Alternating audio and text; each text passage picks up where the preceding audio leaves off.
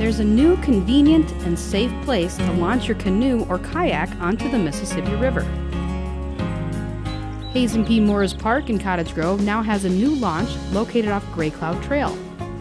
This new small vessel launch is part of the city's strategic plan to increase access to the Mississippi River. Come enjoy this new amenity. The park is open from sunrise to sunset.